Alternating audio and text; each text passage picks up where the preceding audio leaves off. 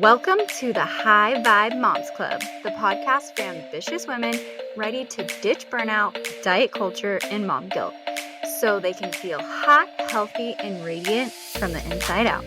I'm your host, Shannon, and this isn't just another wellness podcast, it's a movement. If you're ready to raise your vibe, reset your health, and step into your most confident self, you're in the right place.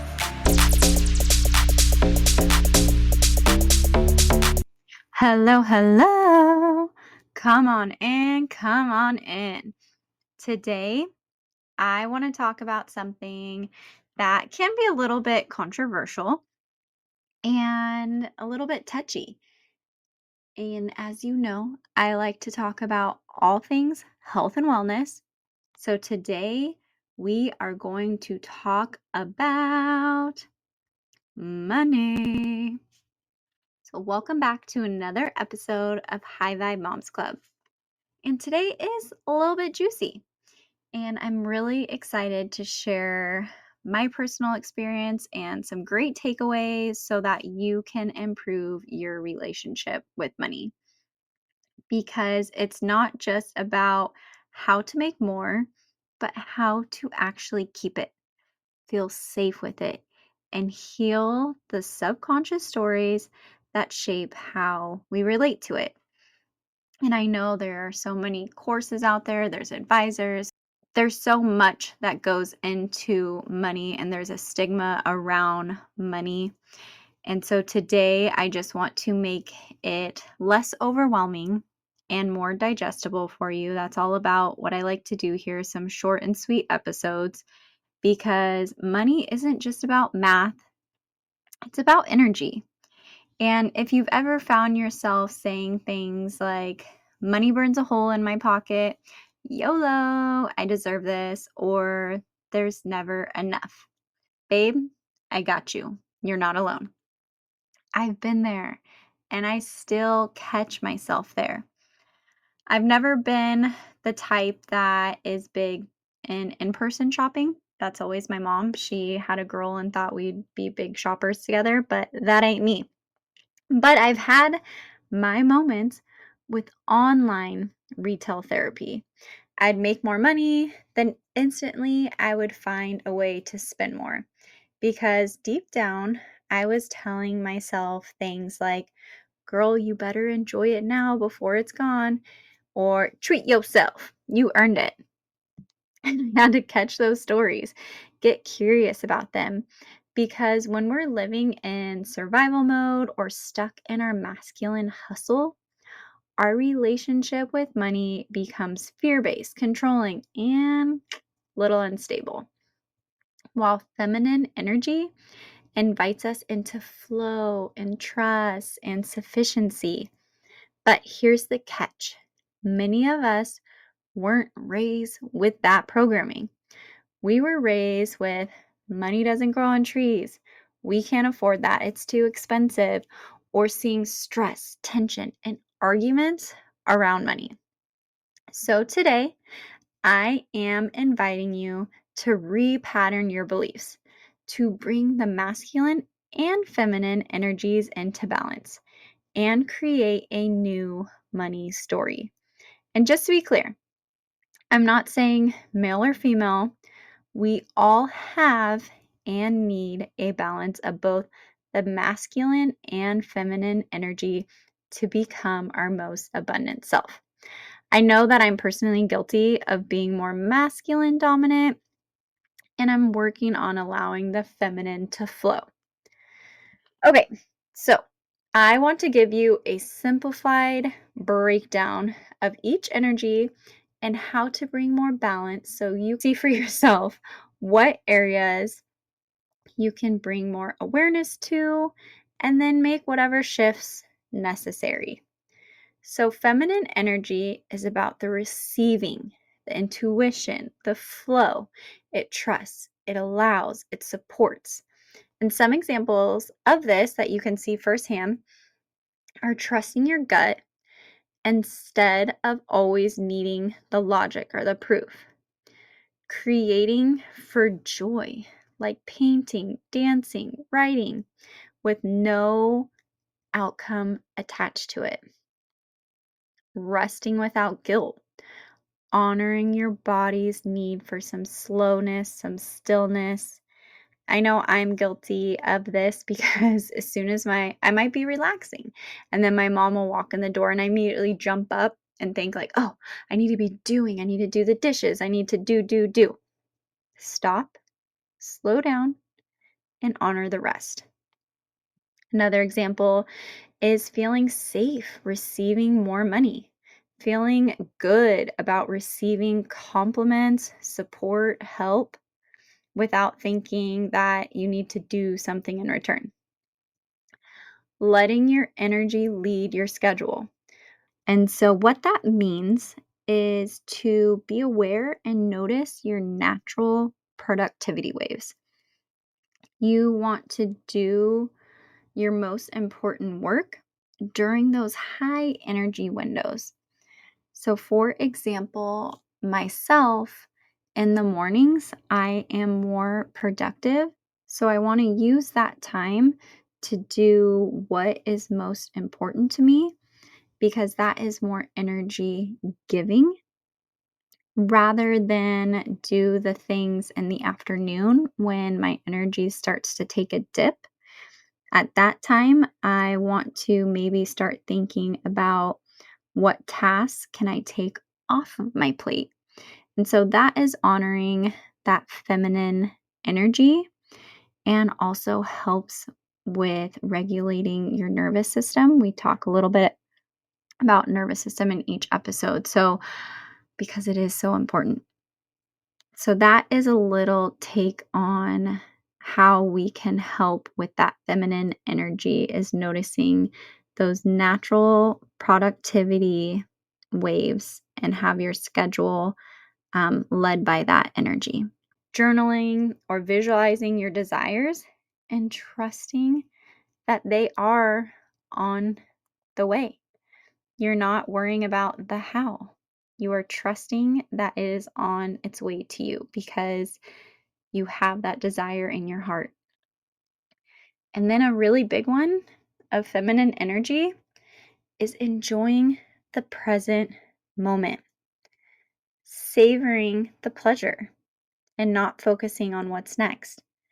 You are enjoying your meal. You're enjoying the sunset.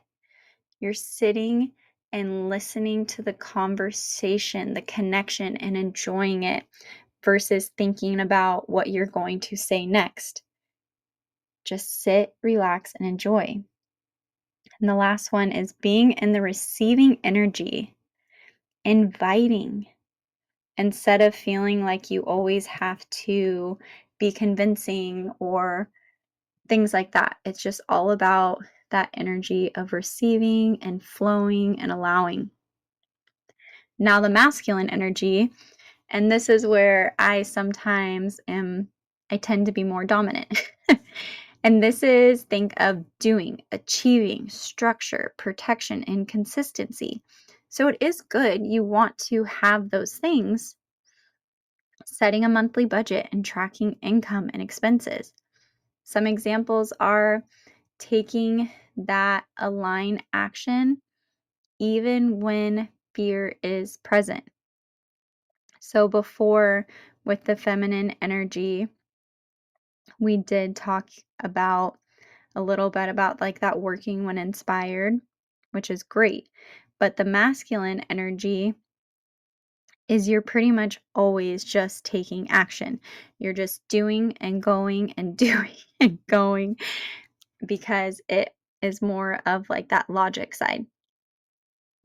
Because you're thinking, I must do because how else is it going to happen? There's nobody else that's going to do it if I don't.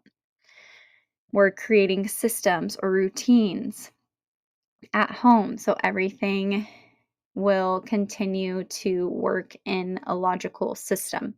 We're protecting your energy by saying no or setting boundaries. So that is really good part of that masculine energy. Protect your energy by saying no and setting a boundary. Strategizing your next steps. So you're always in that planning, that hustle phase. Having a savings goal or a financial vision board. Again, this is beneficial because it helps with that structure, that long-term plan. Doing the logical comparison before making a big investment. You're not necessarily listening to your intuition. A lot of times you might just be like, oh, based on the logic, I know that this could be the next best thing. You really want to sit back, listen to that feminine energy before you say yes. So it definitely is that balance of doing the research, but you also want to feel what it feels like. If your chest gets really tightened and there's a lot of fear behind it, maybe sit back and wait 24 to 48 hours before making that decision. Making a checklist or to-do list and feeling the satisfaction of checking those things off. Boom, mama. That is me to a T. That's why I was saying I am more dominant working on this. I always make checklists for everything, a to-do list with order of precedence, which can be necessary with certain areas in your life, but not for everything. So, like I mentioned before, you do need both to create that sustainable wealth. I always love a good analogy. So, think of your masculine energy as the structure that holds the riverbed, the sand, the rocks, the tules, the concrete dam. We need that structure, but that feminine energy is the water that flows freely within it. We need both for abundance to thrive. And because I do always love to take inspired action on what you heard today, so if it's resonating with you and you love it, then here are some great journal prompts that will help heal your money story. If you're driving, please pause after each question to think about your response and then come back to it when it's safe to write these down if that feels better to you. So, the first question is, what were some of the most common money phrases that I heard growing up? Take a minute and write those down. Number two, when I receive money, what do I expect to happen next? To help with this one, imagine keeping $500 in your wallet at all times. Do you think, will it disappear? Will I lose it? Or does it feel safe to hold on to that $500 in your wallet at all times? 3, how do I feel when I check my bank account? Avoidant, anxious, or confident? 4, what would it feel like to believe that money is always available to me? There is more than enough coming in. 5, when money does come in, and after you pay the mortgage or rent, utilities, etc., where do you spend the rest? Is it from a place of proving, numbing, or escaping, like retail therapy? Or do you save it? Number 6, where can I practice more conscious receiving or delayed gratification? For me, that looks like leaving something in my cart for about 48 hours. And if I still really want it after I take that pause, I know that it's something that I actually really want. And then I'll move forward and check out. Otherwise, it is so easy to fall victim for those darn Instagram ads where you just end up buying, buying, buying, and you don't even realize what's coming to your doorstep. So, this exercise, it's not about shame, it's about awareness. It's about catching those patterns, your programming, your emotional spending, and rewriting the story. Because you were never meant to just survive financially. You were born to thrive and feel safe receiving. Because when you create the balance, you stop chasing, overspending, or hiding from your bank account. And you start leading from a place of calm and empowered confidence. So I know we have talked a lot on the podcast about nervous system. The episode right before this, you can go back to my interview with Josie, and we talk about more ways to implement some of those systems to regulate your nervous system. And that will also help bring your mind and body in that state of peace and to help with that money story.